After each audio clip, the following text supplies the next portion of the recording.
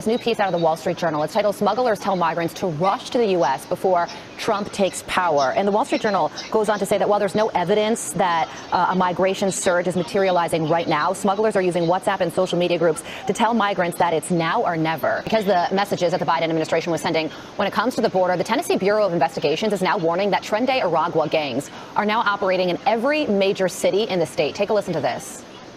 They're back in all of our major cities. They are running human trafficking operations. There was a video that they shot where they shot an individual, a cartel member, 31 times, broad daylight, on video and posted it to social media.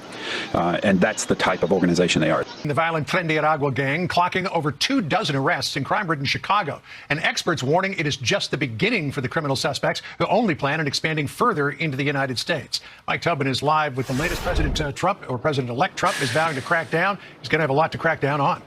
These individuals were ultimately released because they're quote unquote seeking asylum. They come through with their wife and children under the auspices of asylum. But in reality, what you're seeing is transnational gangs coming in here and establishing a foothold where they can engage in drug manufacturing, drug dealing, human trafficking. Do you think that there should have been anything done differently over the past 4 years at the border? That the model that we have in place now have driven the number of encounters at the southern border down below 2019 levels, the last year before the pandemic struck our country and the world. We're facing an unprecedented level of displacement of people around the world. We have actually built an architecture now that is proving tremendously successful.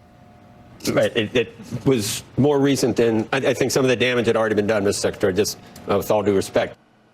We have a law on the books in the state of Illinois called the Trust Act, which prohibits our local law enforcement and sheriffs and the like from coordinating with the federal authorities. But we cannot prohibit them, federal law enforcement, from coming into our state to conduct raids or do anything else like that. So, look, I'm going to do everything that I can to protect our undocumented immigrants. They're residents of our state.